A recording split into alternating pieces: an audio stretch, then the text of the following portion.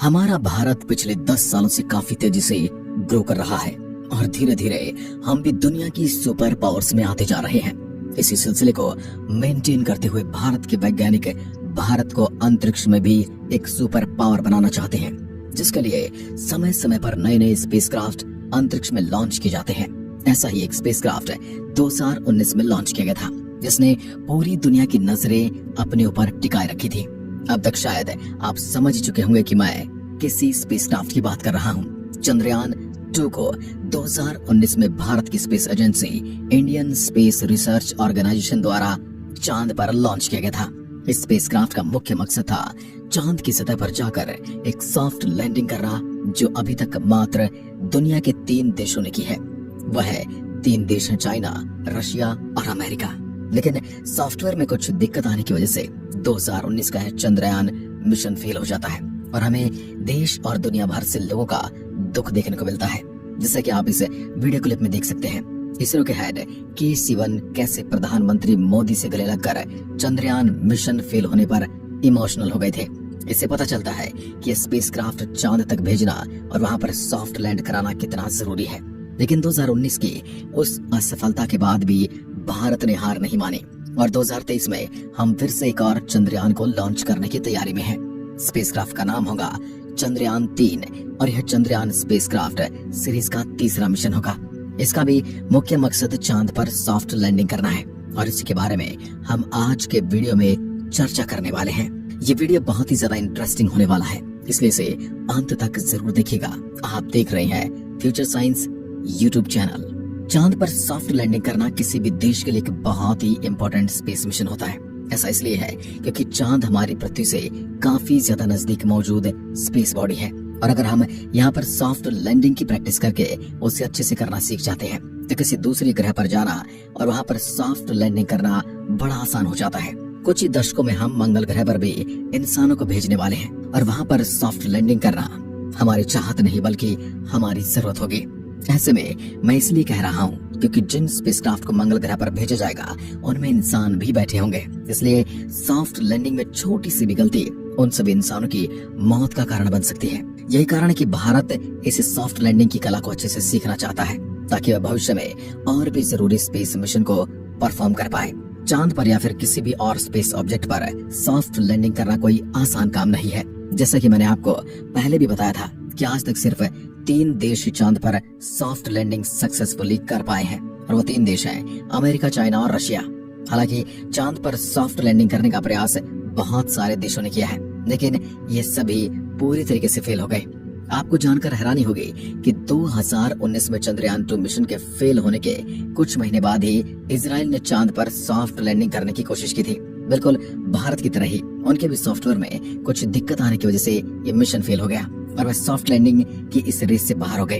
हाल ही में जापान की space agency ने भी एक स्पेसक्राफ्ट को लॉन्च किया था, जिसका मुख्य मकसद था चांद पर सॉफ्ट लैंडिंग करना और उसकी सतह पर रिसर्च करना।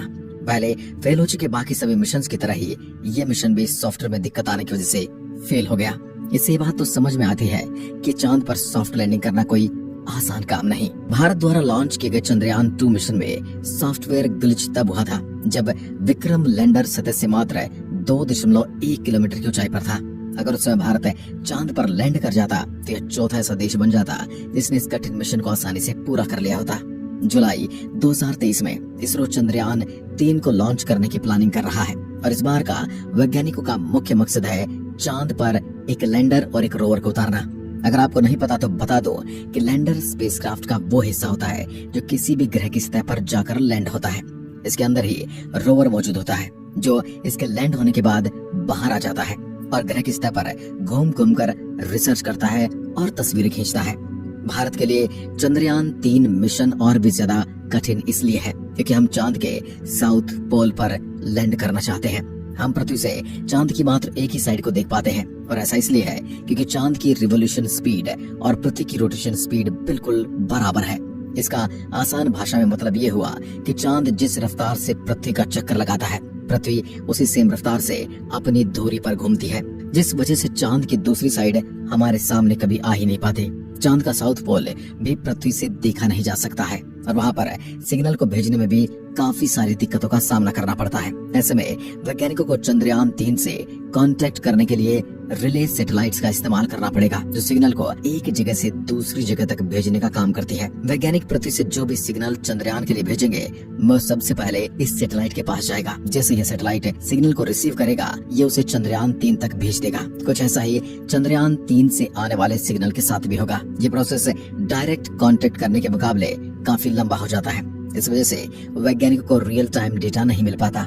ऐसे में अगर चंद्रयान 3 में थोड़ी बहुत भी कुछ गड़बड़ी हो जाती है तो वैज्ञानिकों को तुरंत पता नहीं चल पाएगा, जो इस मिशन को बहुत ज्यादा रिस्की बना देता है। इसके अलावा चांद के साउथ पोल पर लैंड करना अपने आप में बहुत मुश्किल बात है।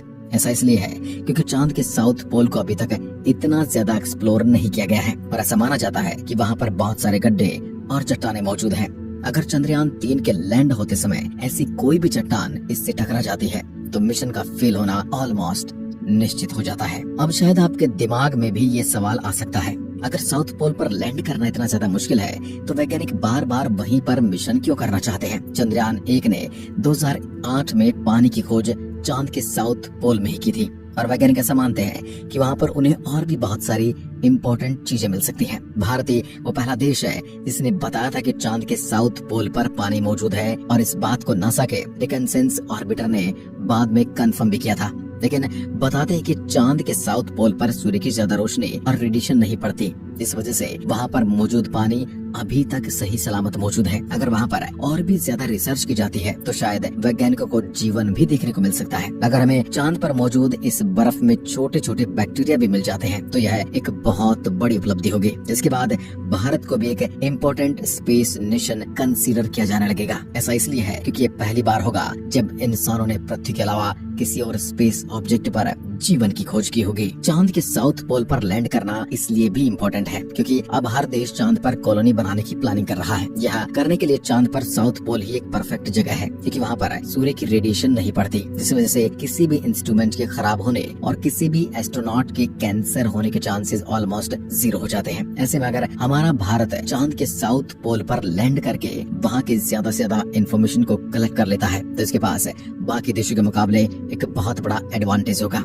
भविष्य में हम किसी और स्पेस एजेंसी के साथ कोलैबोरेशन करके चांद पर अपनी खुद की कॉलोनी भी बना सकते हैं, जो इंटरप्लैनेटरी बनने में एक बहुत ही बड़ा कदम होगा। अगर आपको नहीं पता तो बता दो कि इंटरप्लैनेटरी बनने का मतलब होता है एक ग्रह से ज्यादा ग्रहों पर फिर स्पेस ऑब्जेक्ट्स पर अपनी बस्तियां बसाना। चंद्रयान में बहुत सारे इंस्ट्रूमेंट लगाए गए हैं जो सॉफ्ट लैंडिंग के बाद चांद से जुड़े बहुत सारे डेटा को कलेक्ट करने वाले हैं। इसमें मौजूद रोवर में कैमरा लगाए गए हैं जो चांद की सतह की तस्वीरें खींचकर वैज्ञानिकों को भेजेंगे और भारत पहली बार इतने करीब से चांद को देख पाएगा। इसमें एक सीस्मोग्राफ को भी लगाया गया है जो चांद पर होने वाली भूकंपीय एक्टिविटीज को रिकॉर्ड करेगा। इन भूकंप को रिकॉर्ड करके वैज्ञानिक चांद की फॉर्मेशन और इसकी हिस्ट्री का पता लगा लेते हैं। इस वजह से इन्हें ट्रैक करना बहुत ही इम्पोर्टेंट एक्टिविटी होती है। नासा ने भी मंगल ग्रह के इंटीरियर को समझने के लिए अपने एक लैंडर के साथ सीस्मोग्राफ को अटैच किया था, जिसने पिछले साल मंगल ग्रह के सबसे बड़े भूकंप को भी रिकॉर्ड किया था। ये बात तो निश्चित है, अगर भारत चंद्रयान 3 को चांद की सतह पर सक्सेसफुली लैंड करा देता है तो यह भी